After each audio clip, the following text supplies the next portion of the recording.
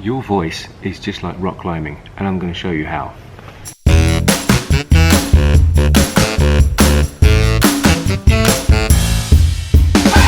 First of all, no two voices are the same, just the same as no two climbs are the same.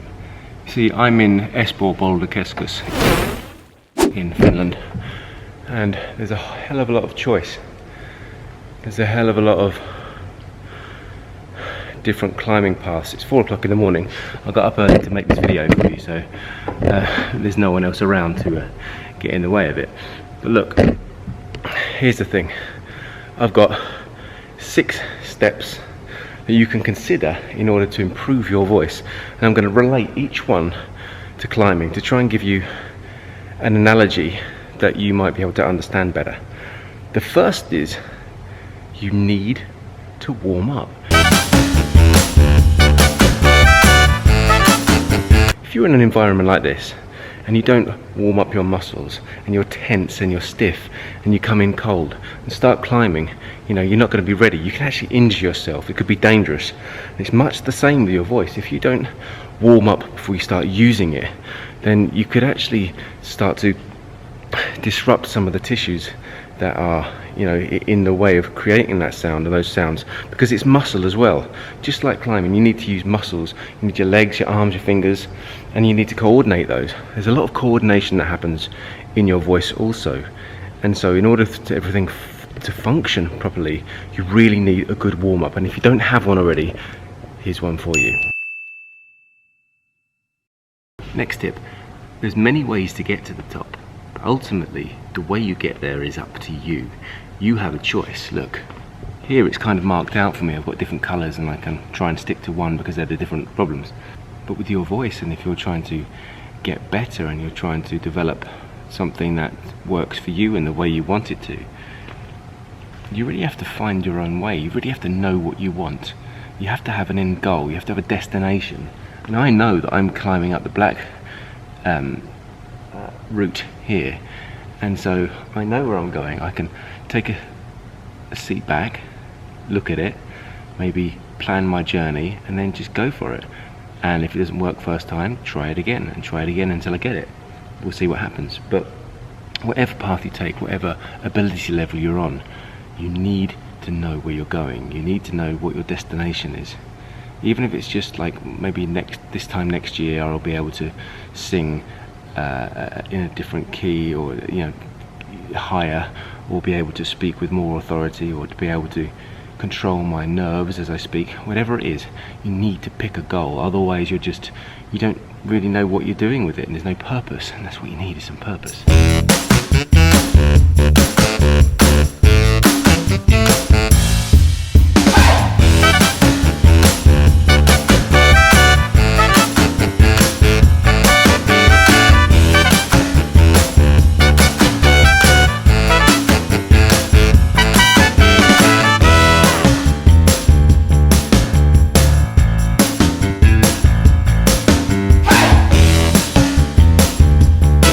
So, not everything is going to be easy, not everything you're going to be able to do first time, but as long as you know where you're going, you can make mistakes and get back on track because you know your destination.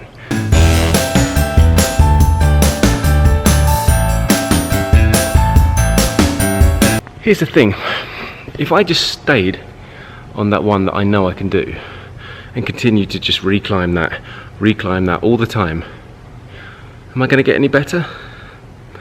I don't think so. So the idea here is that I really want to keep challenging myself and moving forward and trying new things and making it a bit different every time. You know, I could probably climb the same thing and try doing it a different way, but if I know there's a way that works, I might want to stick with that way. So I just want to try new and challenging things. So ask yourself, are you taking yourself out of your comfort zone? Are you trying new angles? Are you trying new things with your voice?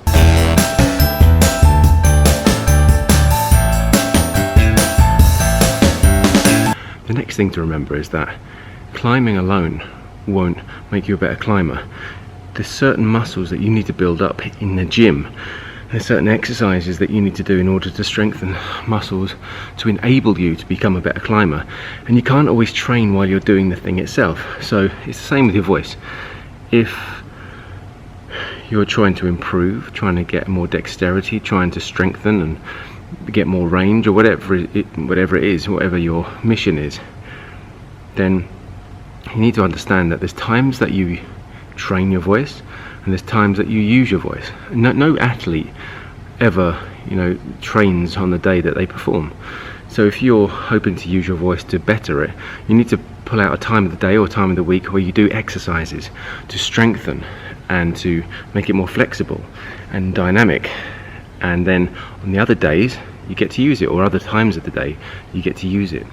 If you're doing it, exercising on the same time or the same day, or in the same hour, or whatever your limits are, if you're doing that at the same time as you're using it, then it's going to be tired and it won't work as well, and that's where you get more tiredness. It creates tension, creates damage.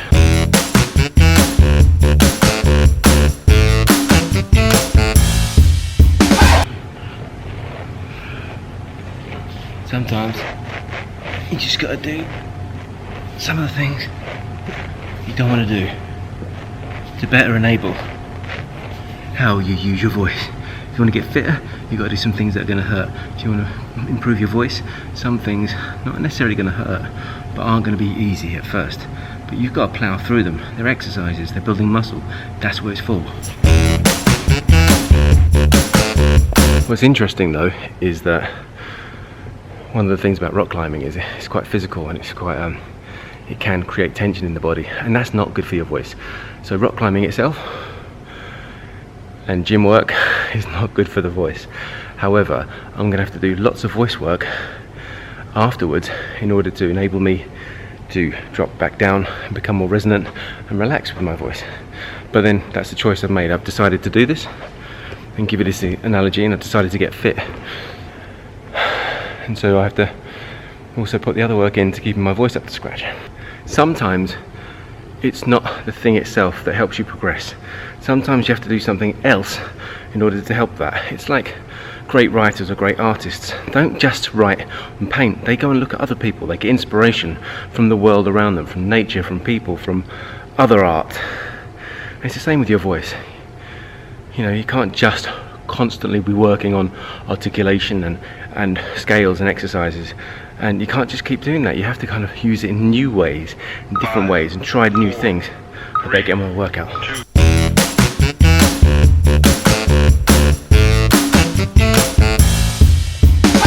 Oh yeah, and one more thing, it's quite important, very important in fact.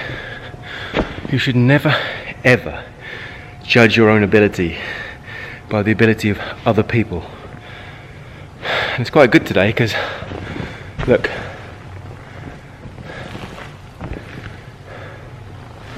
I'm all alone. I'm on my own, which means I can't be looking at other people and wondering how they are doing it. You see, you can learn from other people, but at the end of the day, this is my instrument, this is my body, this is what I've got. And so you have to do the best with what you've got. Okay? Not all of us are as fortunate as others. Some of us have trauma and issues, but you've got to be the best you can be.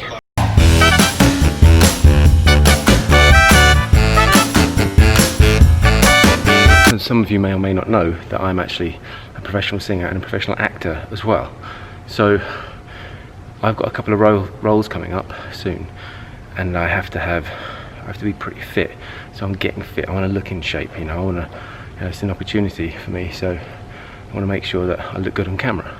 But not only that, because I'm doing the fitness work, I've got to double up on my voice work, and so because my voice has to sound good too.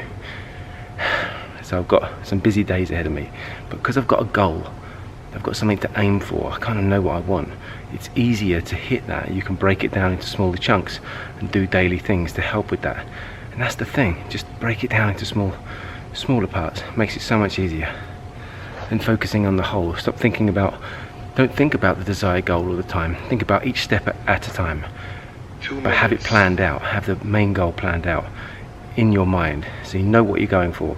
And when you break it down and just do each step consistently every day, and then you'll get to your goal much quicker and much easier than you'll think.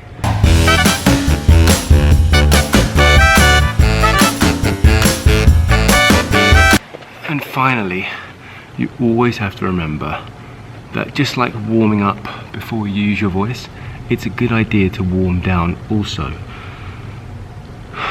Like with working out, like with going to the gym, like with rock climbing, you need to,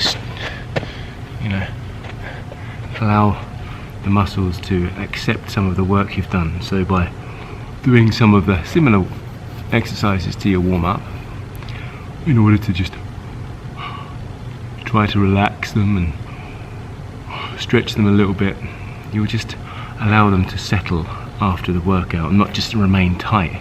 Because once you're building muscle and once you work on your voice, it can create some restriction, some tightness, so you want to just ease some of that away as a little warm down. You can do that. Yawning's great for that.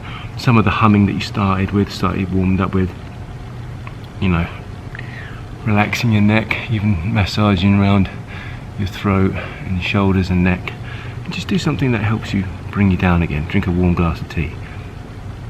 Worth considering, in much the same way that I need to warm down after exercising by stretching. Ow!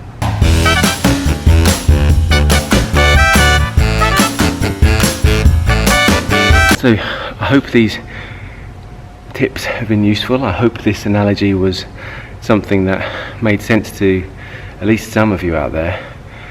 I'm trying to mix it up and I'm trying to show you different examples like this in order for you to get a clearer understanding about your options and what it is you can do to improve your voice. And by taking things out of context and looking at them in a different light, some of you may make some changes in the way you approach using your voice, because at the end of the day it is your voice, and so you need to make a plan. You need to keep it limber, you need to exercise it, you need to warm up, you need to not judge yourself by other people, and you need to keep practicing. You need to be consistent. Okay? So thank you for watching. My name is Darren mcstay. This is Improve Your Voice, and until the next time, look after your voice.